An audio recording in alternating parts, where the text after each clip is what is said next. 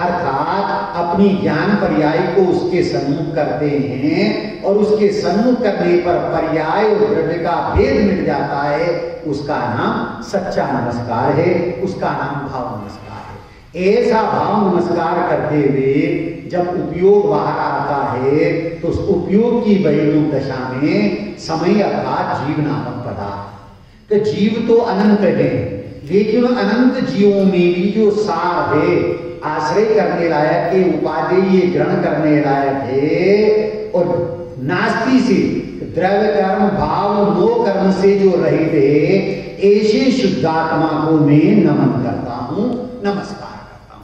किसको नमस्कार किया है? शुद्धात्मा को। किसके शुद्धात्मा को नमस्कार किया है? अपने स्वयं के शुद्धात्मा को, अन्य को नहीं। मेरा जो स्वयं का शुद्धात्मा है वह कैसा है? अभी वर्तमान में ही द्रव्य कर्म भाव कर्म नो कर्म से रहित है।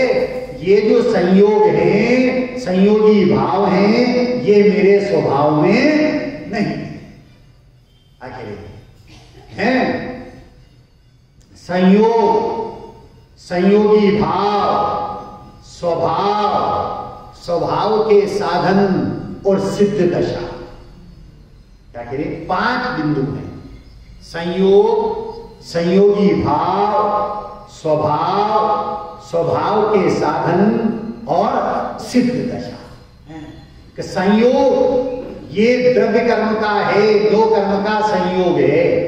भाव कर्म ये संयोगी भाव है, लेकिन जो संयोग और संयोगी भाव में निस्वरूप को देखता है, निस्वभाव को ग्रहण करता है, वो स्वरूप ग्राही दृष्टि है, वो स्वभाव है। अब उस स्वभाव की प्राप्ति का साधन क्या है? कि सम्यक दर्शन ज्ञान चारित्र है। सम्यक दर्शन ज्ञान चारित्र जो है वो साधन है।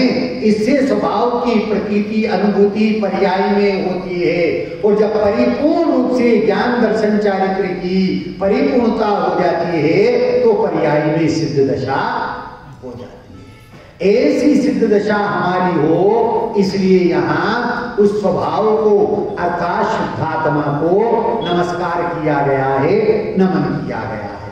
तो कल अपन ने चर्चा की थी, प्रारंभ की थी कि वह शुद्धात्मा कैसा है। किसका शुद्धात्मा? मेरा शुद्धात्मा है।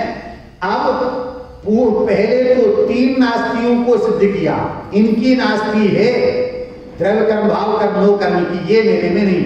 अब अस्थि को सिद्ध किया कि द्रव्य रूप अस्थि, गुण रूप अस्थि, पर्याय रूप अस्थि और सर्वज्ञ स्वभाव और सिद्ध पर्याय रूप अस्थि।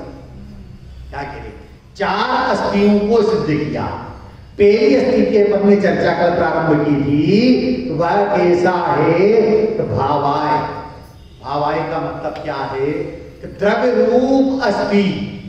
ध्यान से सुनना भैया, समझने की कोशिश करना। ये द्रव्य कैसा है? कि शुद्ध सत्ता स्वरूप वस्तु है। क्या कह रहे हैं? ये द्रव्य कैसा है? सत द्रव्य लक्षणम। ध्यान लिया था ना रात, 2 दिन तक लिया है। सत द्रव्य लक्षणम, द्रव्य का लक्षण क्या है? सतपना है। फिर कहते हैं द्रव्य किसको कहते हैं? गुण पर्याय वद द्रव्यम। क्या तत्वार सूत्र में उमा स्वामी ने कहा है ना, गुण पर्याय वद द्रव्यम। फिर कहते हैं उत्पाद व्यय ध्रुव युक्त सत। तो वो 3 चीज ली है। सत द्रव्य लक्षणम है, गुण पर्याय वद द्रव्यम और उत्पाद व्यय ध्रुव युक्त सत। सत द्रव्य लक्षणम, द्रव्य का लक्षण सतपना है। कैसा है? सतपना है। त्रिकाल अनादि से उसकी सत्ता है और अनंत काल तक वो रहने वाला है। ऐसा अनादि अनंत अनादि निधन कलश नंबर 10 में आया है। आत्म स्वभावम परभाव भिन्नम मा पूर्णिमाद्यम तविमोक्तमेकम विलीन संकल्प विकल्प जालम प्रकाशयन शुद्ध नयोभ्युदेति। शुद्ध नहीं, क्या कह रही? किसको शुद्ध ने कहा है? कि ज्ञान की वह पर्याय जो त्रिकाली ध्रुव को विषय बनाती है उसका नाम शुद्ध नहीं। वो शुद्ध नहीं, क्या सिद्ध कर रहा है? आत्म स्वभावम पर भाव भिन्न। मेरी आत्मा का जो स्वभाव है वह परद्रव्य और परद्रव्य के भावों से भिन्न है। फिर कह रहे आदि अंत विमुक्तम। क्या कह रहे? आदि अंत विमुक्तम, अर्थात जिसका ना आदि है ना जिसका कोई अंत है, ऐसा अनादि अनंत।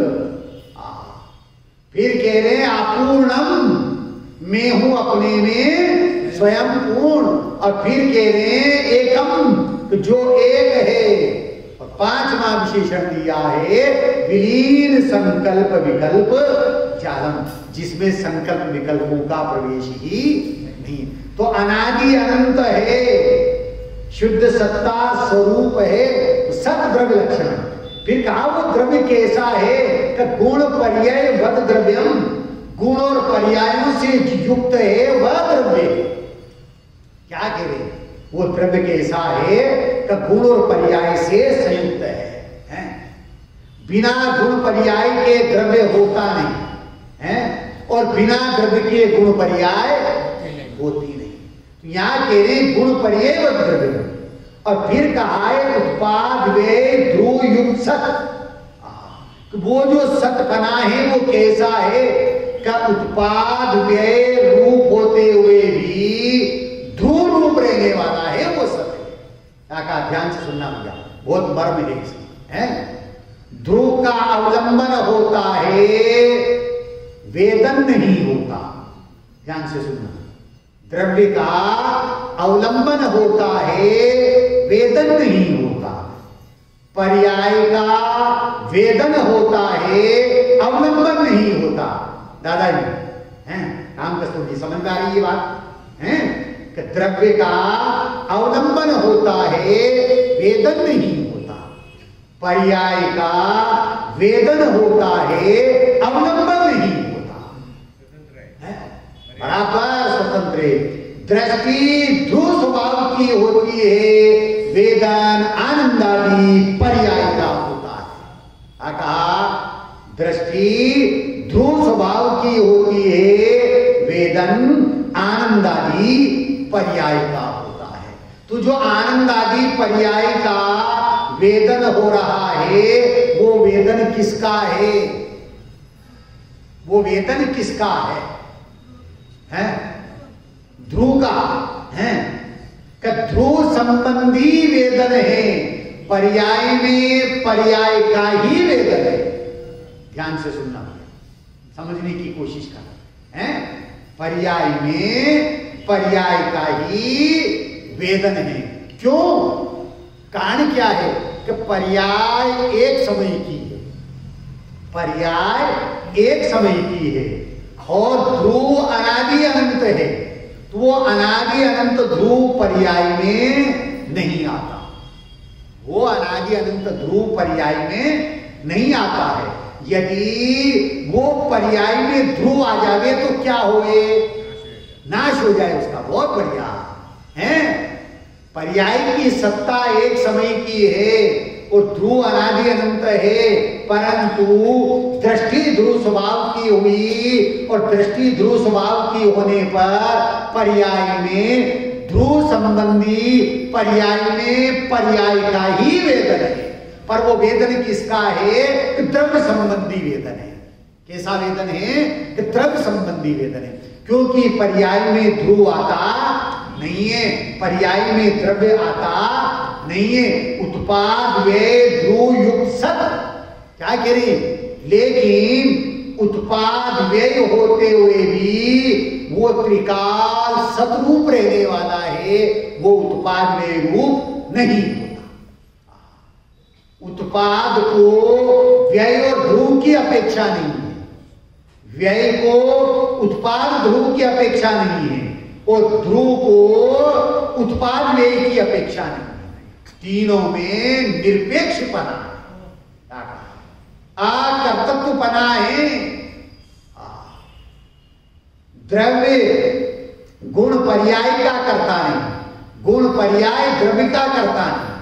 गुण द्रव्य का करता नहीं, गुण पर्याय का करता नहीं, पर्याय द्रव्य गुण की करता नहीं, सब अपने अपने परिणाम के करता है। क्या करें? द्रव्य करता, गुणा करता और पर्याय आकर्ता। ध्यान से सुनना, पर्याय रूपी चिरंजीवी पुत्र ध्रुव पिता का अवलंबन लेता है तो परिणति में सुख और आनंद बेटे का जन्म होता है। क्या कहते हैं?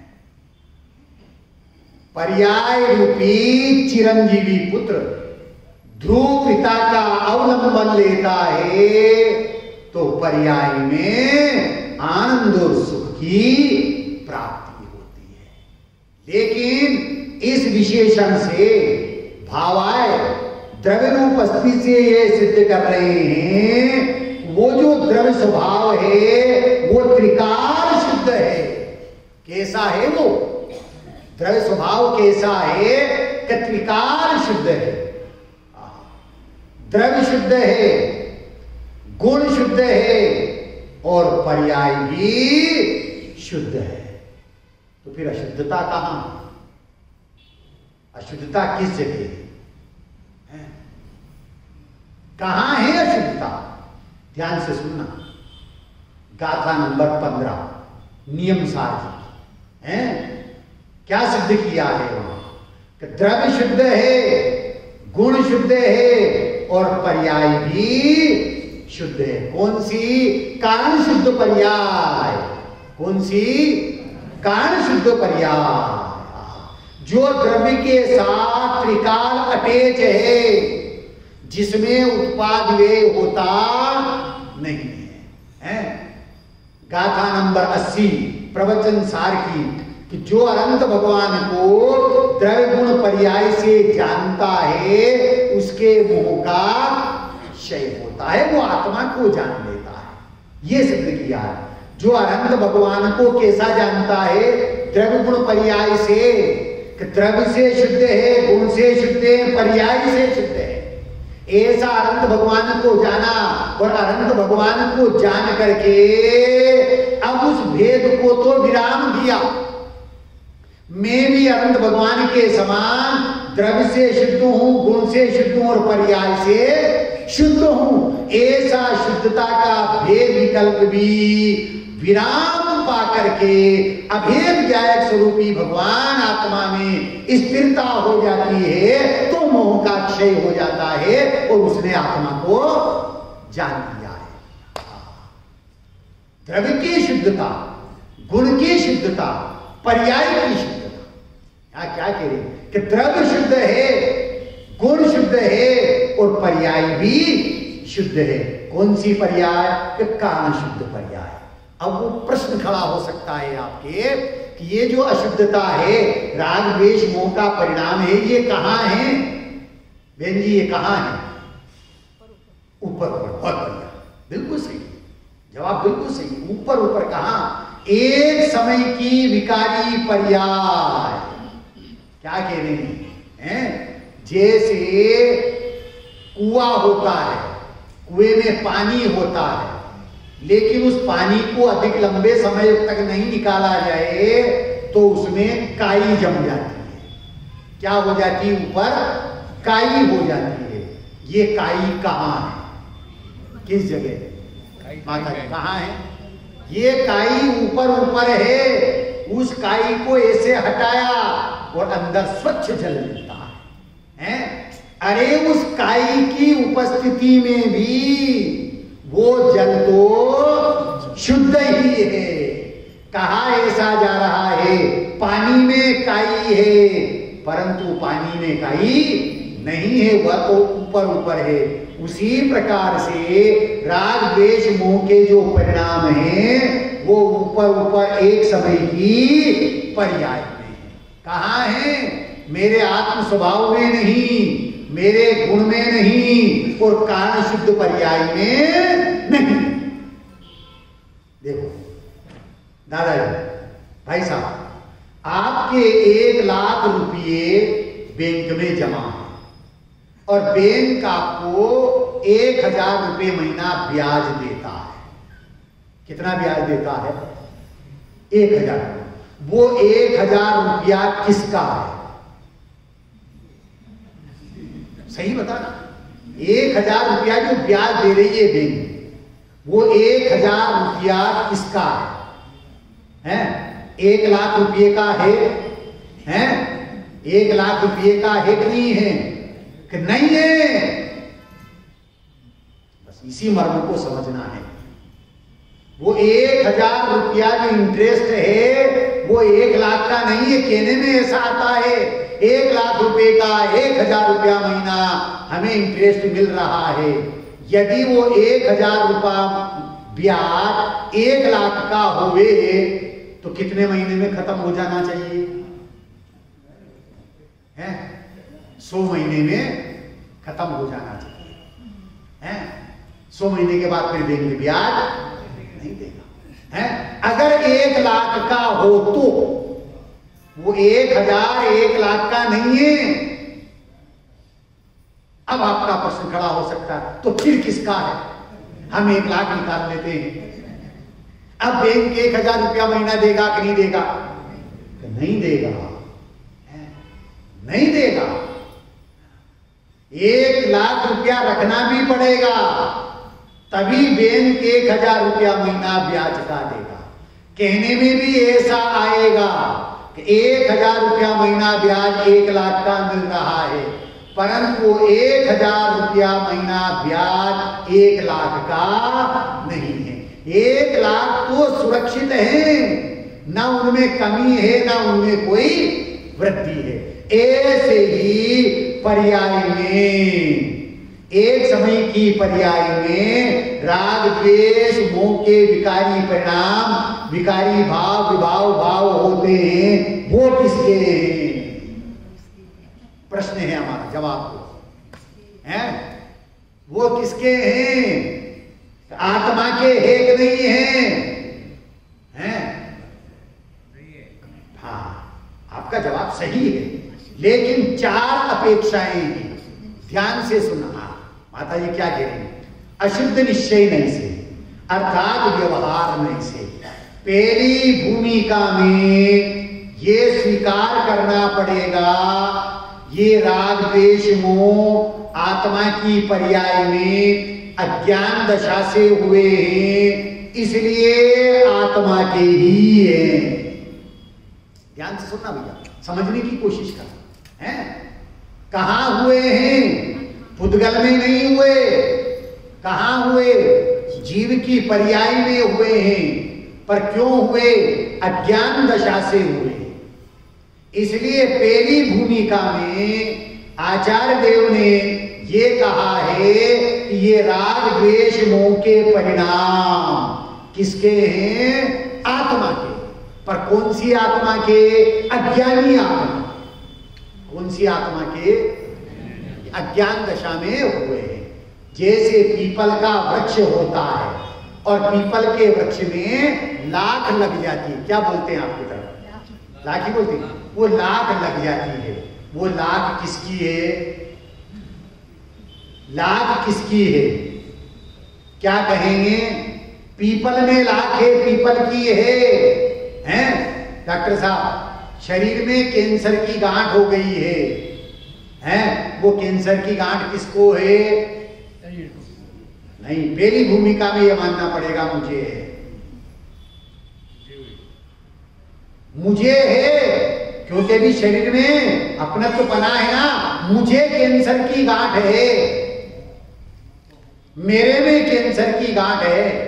अब ये कैंसर की गांठ, ये पीपल की लाख रखने लायक है, छोड़ने लायक है? ये बात क्यों? यह कैंसर की गांठ मेरे शरीर का घात कर रही है, मुझे आकुलता दे रही है, परेशान कर रही है। ये पीपल की लाख पीपल के वृक्ष का घात कर रही है, उसकी उल्टी गिनती शुरू हो गई है। उसी प्रकार से आत्मा की पर्याय में होने वाले मोह राग द्वेष के परिणाम हैं, वो मेरा घात करते हैं, पतन करते हैं, इसलिए मेरे नहीं हैं।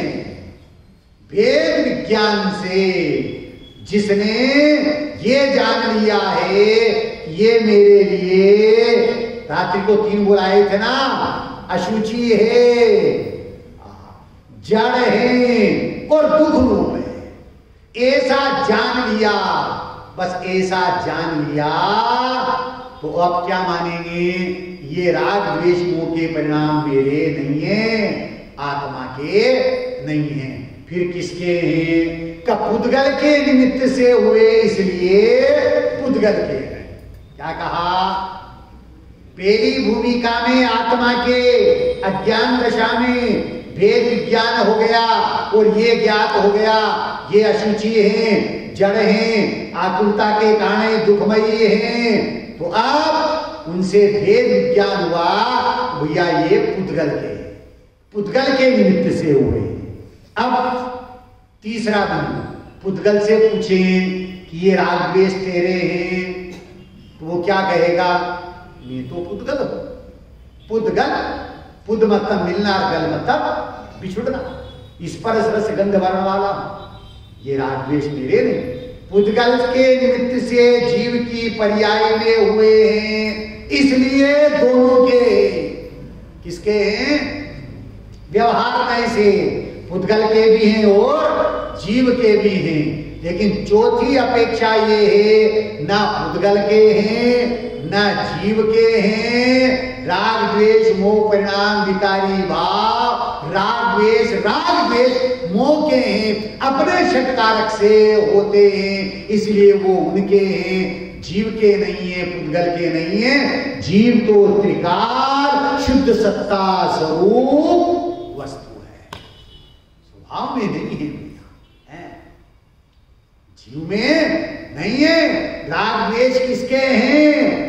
गधे के सींग की तरह हैं, राग द्वेष के हैं मेरे नहीं, मैं तो त्रिकाल शुद्ध हूं, मैं तो त्रिकाल शुद्ध हूं। अभी 2 साल से डॉक्टर साहब कौन सी बीमारी चल रही है? कोरोना। कोरोना चल रहा है, और इस कोरोना ने उपस्थिति कम कर दी है यहाँ, कोरोना 2 साल से चल रहा है ना, लगभग 2 साल से चल रहा है ना, और आचार्य देव कहते हैं कोरोना अनादि से चल रहा है। ध्यान से सुनना, समझने की कोशिश करना होगा। कोरोना का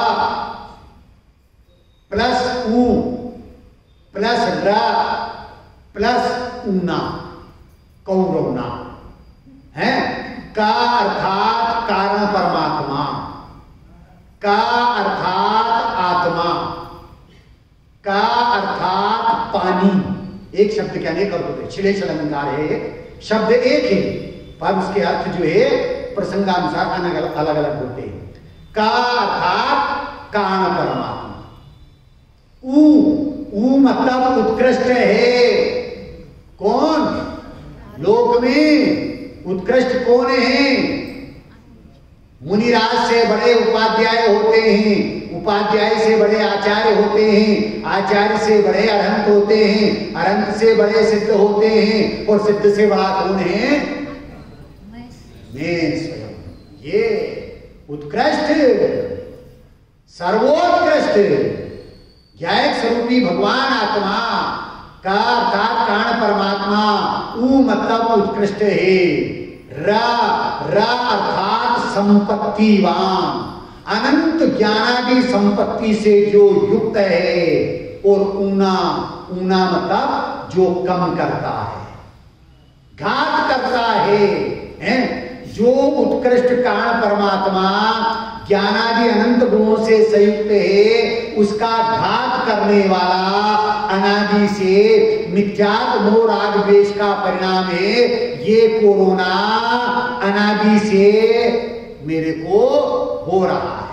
अब उस कोरोना से बचने के लिए क्या करना? अपने आप में रहना, तो कोरोना बीमारी से बच जाओगे। अरे ये तो वर्तमान कोरोना है, कोई रोड पे नहीं होना, लॉकडाउन लगा दिया कोरोना कोई रोड पे नहीं होना। लॉकडाउन अगर रोड पे आ गया तो कोई रोने वाला घर में नहीं मिलेगा। ऐसी दशा हुई है। टीकमगढ़ की घटना है। जैन बंधु परिवार 8 सदस्य थे और 8 को कोरोना हो गया और 8 ही स्वर्गवासी हो गए। घर में कोई भी नहीं है। ऐसी स्थिति, कोरोना कोई रोड पे नहीं होना, अन्यथा कोई रोने वाला नहीं मिलेगा। घर में सुरक्षित रहना। उसी प्रकार से आचार्य देव कह रहे हैं, अनादि का मिथ्यात्व मोह राग द्वेष रूपी कोरोना इस आत्मा को हो रहा है। इस मिथ्यात्व मोह राग द्वेष रूपी कोरोना से बचने के लिए कहाँ रहना?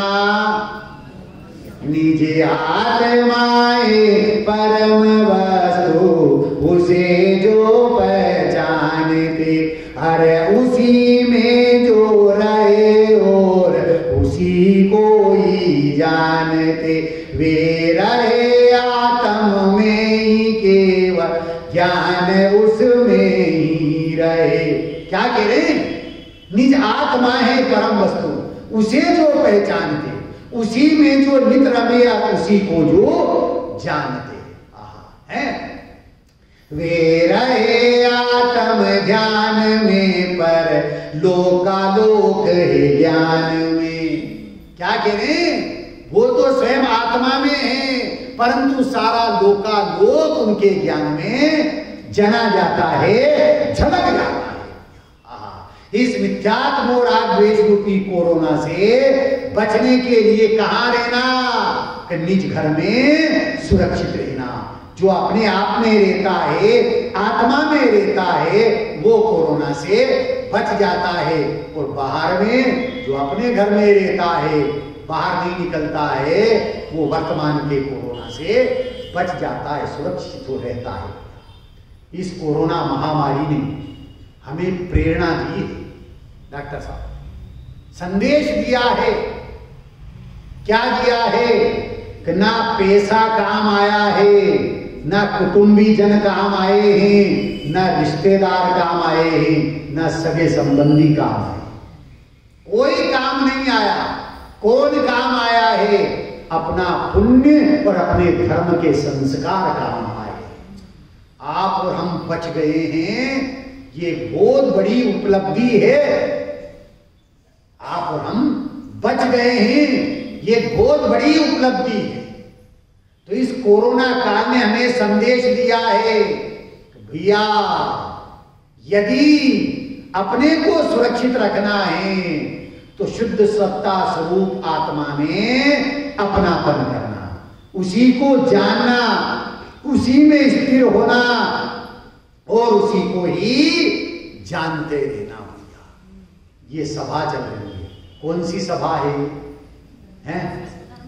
धर्म सभा है। क्या नाम देते हैं इसको? धर्म सभा। अरे सभाएं तो बाहर नेता लोगों की होती है, ये तो धर्म सभा है। और सभा नाम क्यों पड़ा है? कि यहां स्वभाव की चर्चा चलती है और स्वभाव सबको भाता है, इसलिए इसका नाम धर्म सभा है। काय की चर्चा चलती है? स्वभाव की चर्चा चलती है और स्वभाव सबको भाता है, इसलिए ये धर्म सभा है। और यहां जितने भी बैठने वाले हैं वो सब क्या हैं? साहूकार है। कौन है? साहूकार है। बेईमान कोई भी नहीं। साहूकार किसे कहते हैं? किसको साहूकार कहते हैं? दादाजी साहूकार किसको कहते हैं? जो स्वभाव को स्वीकार करे वो साहूकार है, बाकी सब बेईमान है। किसको स्वीकार करना है? स्वभाव को स्वीकार करना है। जो अपने शुद्ध सत्ता स्वरूप त्रिकाली ध्रुव ज्ञायक स्वरूपी भगवान आत्मा को स्वीकार करता है वो साहूकार है, बाकी सब बेईमान है। बेईमान तो मनादी से बने हुए हैं। पूज्य गुरुदेव श्री के निमित्त से ऐसे त्रिकाली ध्रुव ज्ञायक स्वरूपी भगवान आत्मा की, मेरे स्वभाव की चर्चा चलती है। ये चर्चा किसी पर की नहीं है, यह तो मेरे स्वयं की है। जाने सचमुच क्या रहस्य था गुरु कहानी की वाणी में, स्वयं आत्मा खिंच जाता था देख उनकी अगवानी में। जाने सचमुच क्या रहस्य था गुरु कहानी की वाणी में, स्वयं आत्मा खिंच जाता था देख उनकी अगवानी में। कहां श्रीमद कुंद कुंद अमृत ने दिखा दिया भू को, कहां श्रीमद कुंद कुंद अमृत ने दिखा दिया भू को। चमत्कार होता आया है गायक के ही ज्ञानी से, गायक के ही ज्ञानी से। क्या चमत्कार कहां? अपनी पर्याय में पूज्य गुरुदेव श्री के निमित्त से ये गायक स्वरूपी भगवान आत्मा की बात मिली है। वो भगवान आत्मा शुद्ध सत्ता स्वरूप है, उसकी श्रद्धा ज्ञान प्रतीति होती है तो परिणति में चमत्कार हो जाता, अतिशय हो जाता है। देवलाली गए होंगे ना आप लोगों में से, हैं? नहीं गए? गए। वहां एक पंक्ति लिखी हुई है कि सभी जीवों में ज्ञान है। क्या लिखा हुआ है? सभी जीवों में ज्ञान है, सभी आत्माओं में ज्ञान है, परंतु धन्य है वो आत्मा जिसके ज्ञान में आत्मा। क्या कह रहे? सभी जीवों में ज्ञान है, ज्ञान से रहित कोई है ही नहीं। सभी आत्माओं में ज्ञान है, परंतु धन्य है वो आत्मा कि जिनके ज्ञान में आत्मा है। ज्ञान में आत्मा आ जाना चाहिए। दादाजी एक प्रश्न पूछ लूं आपसे, बुरा तो नहीं मानेंगे, सच बताना। लेकिन आपकी इनकम कितनी है? आपकी इनकम बताओ मेरे को। है 6 लाख महीने की, साल की है? महीने की 50। अच्छा, बहुत बढ़िया। हाँ भाई साहब, आपके पास जो बैठे हैं, आपकी इनकम कितनी है? मुझे नहीं चाहिए उसमें से, अपने साथ में ले जाना है मेरे। हैं? कितनी आपकी इनकम? 10 लाख है। और आचार्य क्या कह रहे हैं? ये 6 लाख 10 लाख मेरी इनकम नहीं है, ये मेरी इनकम नहीं है, या तो पुद्गल है, हैं? जिसे आप 10 लाख मान रहे हो, हैं?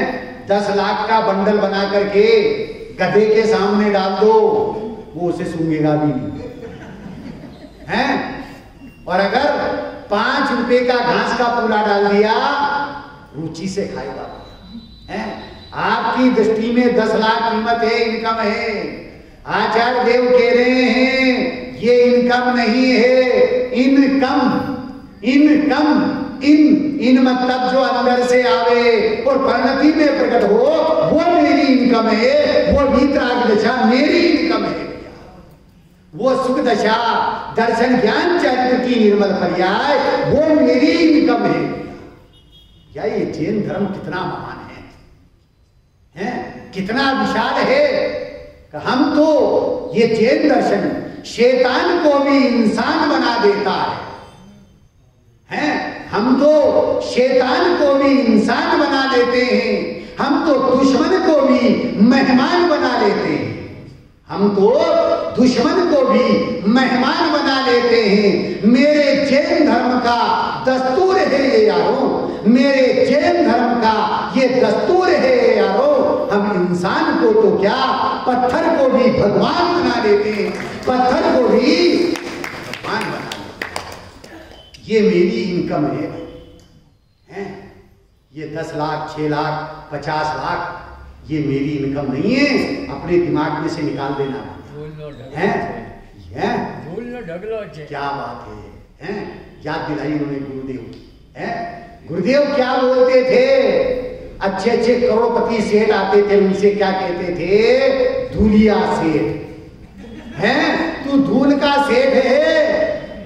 गुरुदेव श्री के प्रवचन सुनो आप। हैं, उन प्रवचनों में आता है, अरे तू धूल का सेठ है, अगर इसमें मूर्छा रही तो मर करके नरक निगोद में चला जाएगा। एक समय का चक्रवर्ती, एक समय का करोड़पति, और यदि धन में मूर्छा रही तो दूसरे समय का नारकी बन जाता है।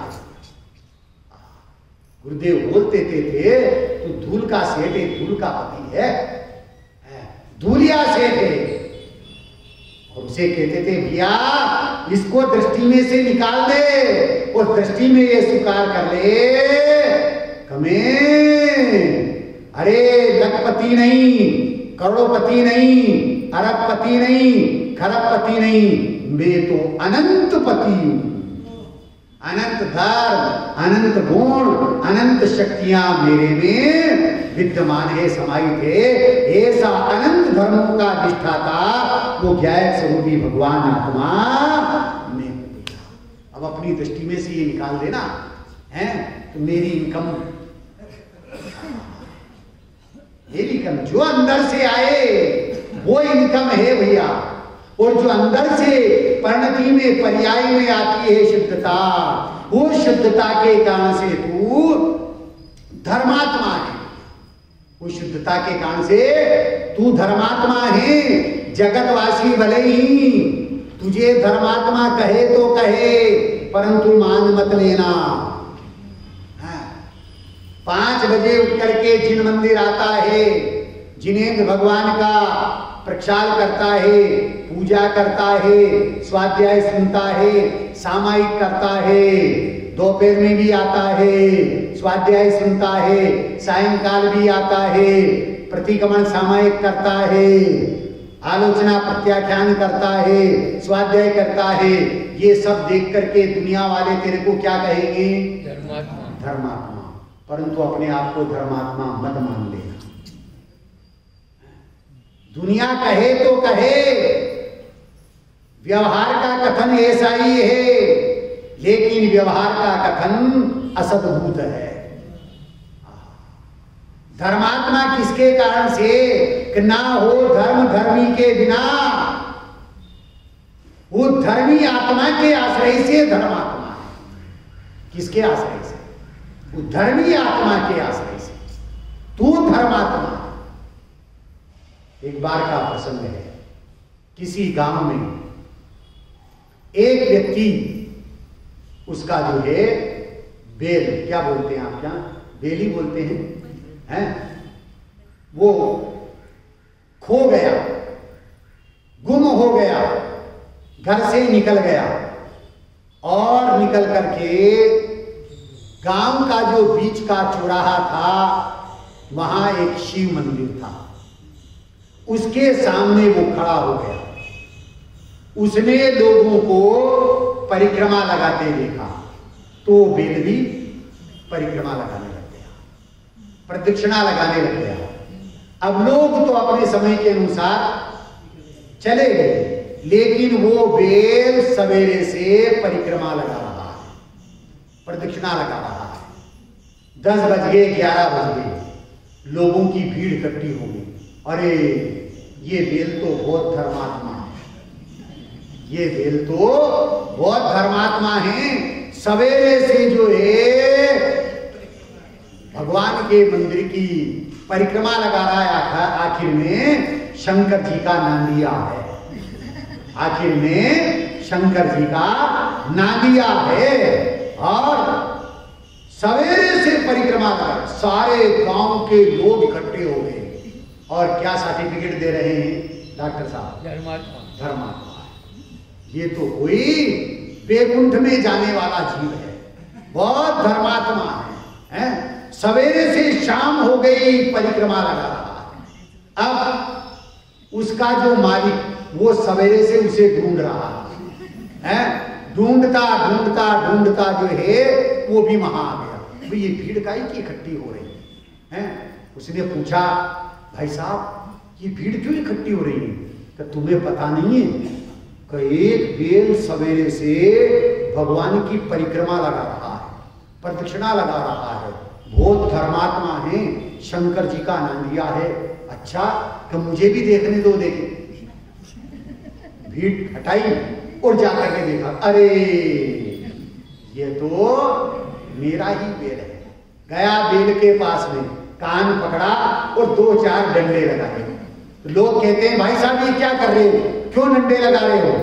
ये तो बहुत धर्मात्मा है, सवेरे से शाम हो गई परिक्रमा लगा रहा है, प्रदक्षिणा लगा रहा है।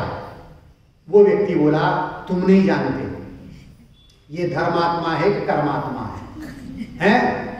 तो आप बता दो क्या है ये? भाई साहब मैं हूं साहू। साहू समझते हो?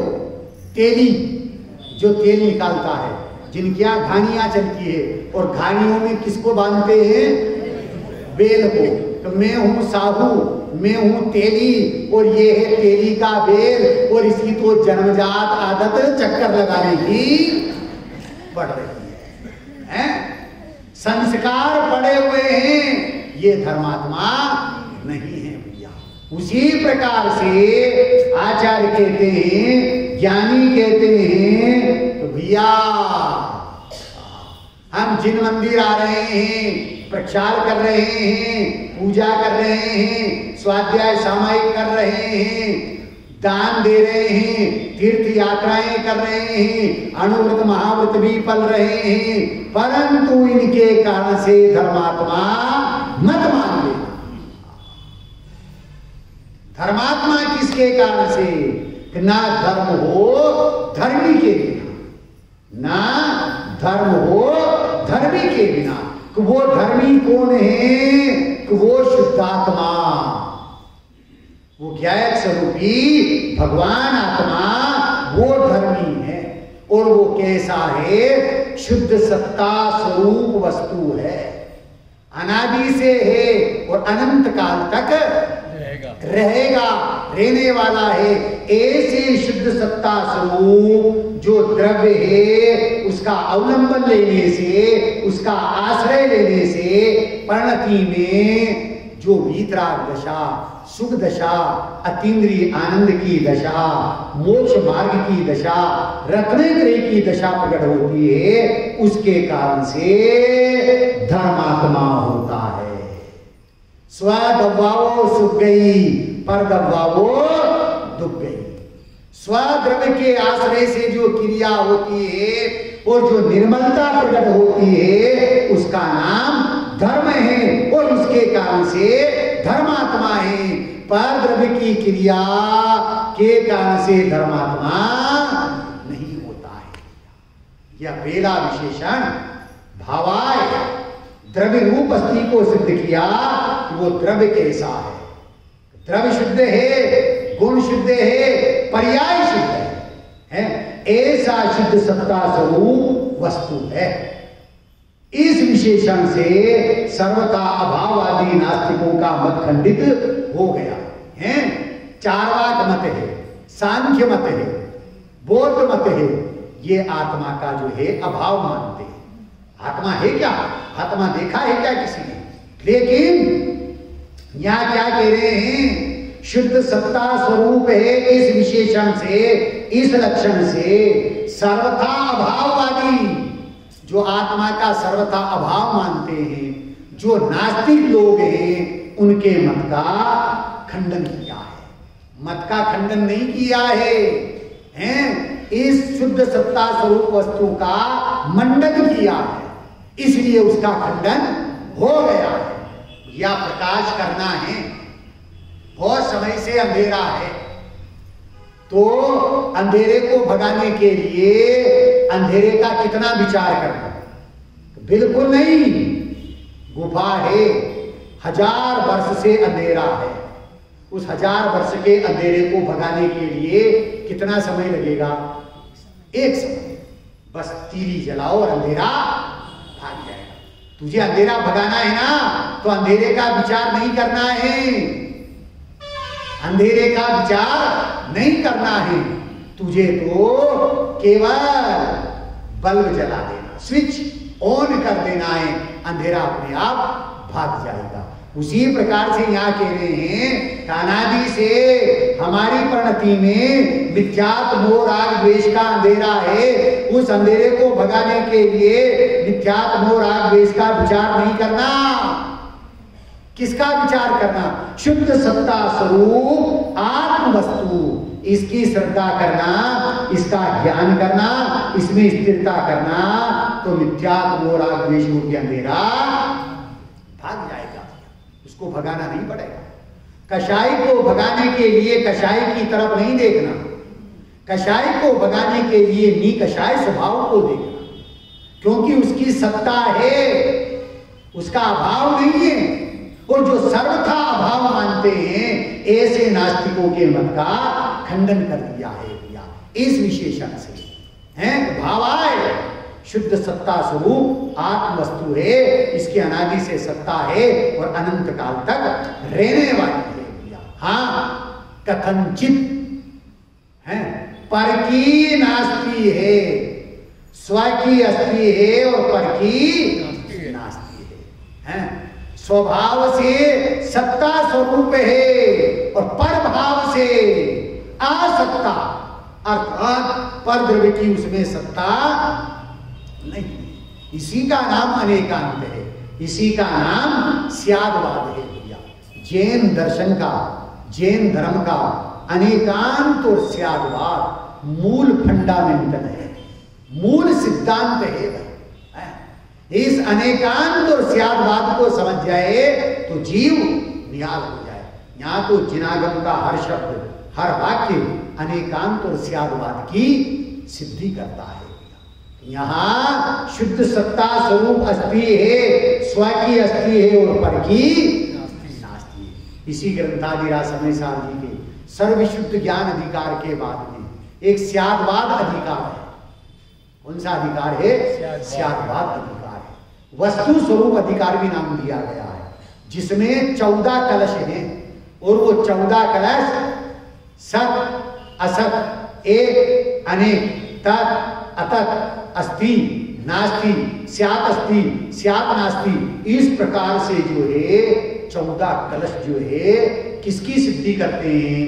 अनेकांत स्वरूप भगवान आत्मा की सिद्धि करते हैं।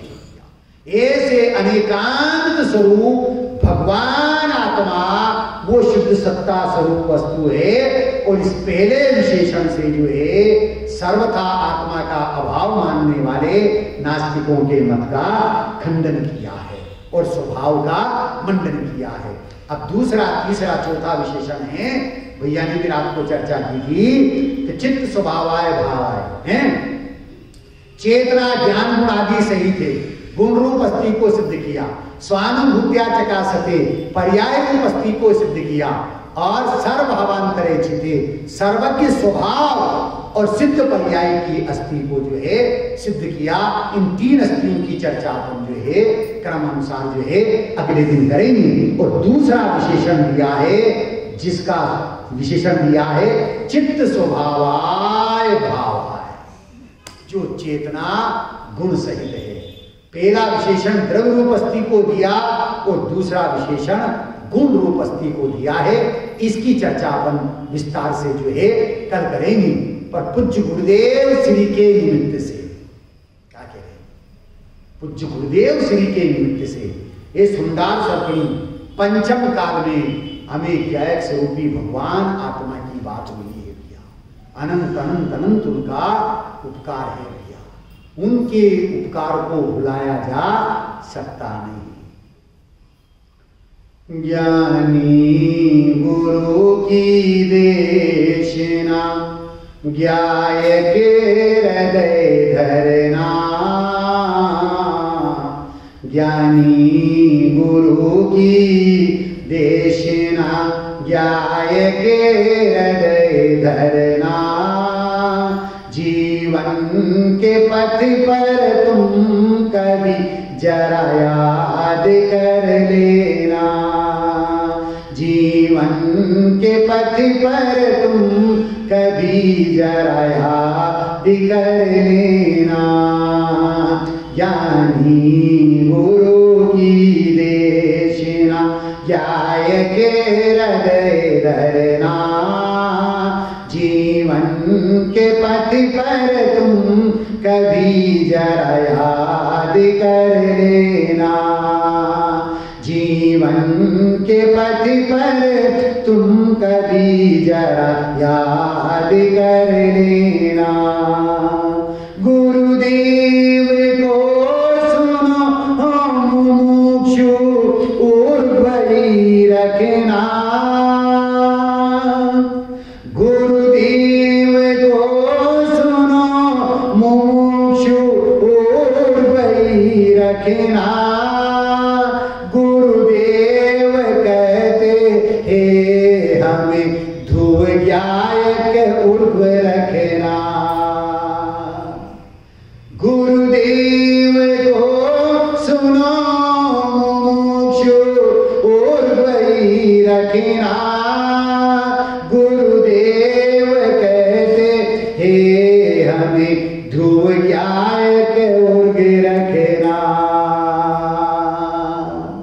ऐसे गुरु की देशना ऐसे गुरु की देशना ज्ञाय के हृदय धरना जीवन के पथ पर तुम कभी जरा याद कर लेना ज्ञानी गुरु की देशना ज्ञाय के हृदय धरना जीवन के पथ पर तुम कभी जरा याद कर लेना गुरुकुंद के आशीष से उमा तत्वज्ञ हो गए गुरुदेव के प्रताप से हम आत्मार्थी हुए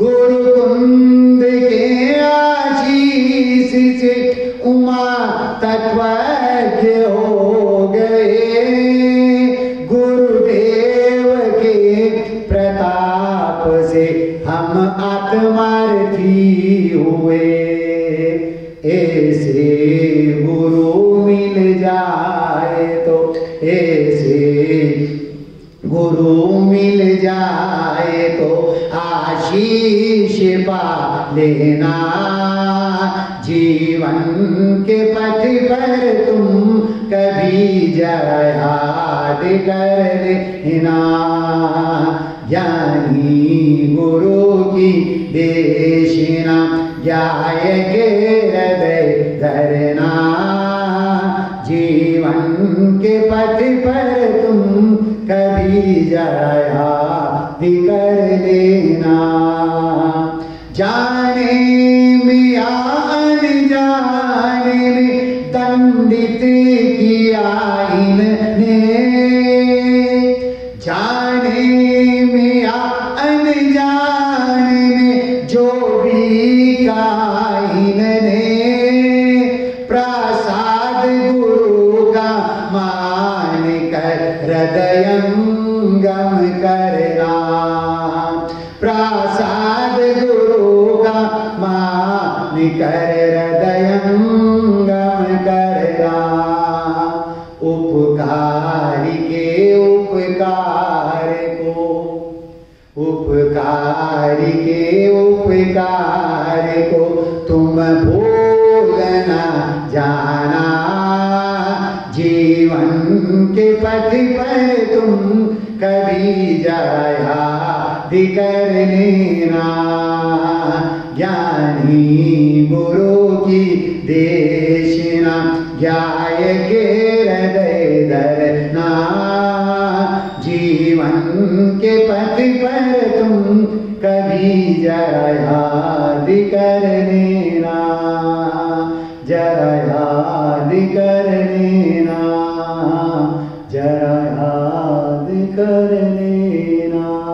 सभी जीव गुरुदेव श्री के द्वारा प्रदत्त उस ज्ञायक स्वरूपी भगवान आत्मा को दृष्टि का विषय बनाएं, श्रद्धा का श्रद्धेय बनाएं, ज्ञान का ध्येय बनाएं, ध्यान का ध्येय बनाएं, चारित्र की चर्या का विषय बना करके अपनी प्रणति में वितराग दशा को प्रकट करें, सुख दशा को प्रकट करें। इस मंगलमयी भावना के साथ में अभी की बात को विराम देता हूं। ओम शांति।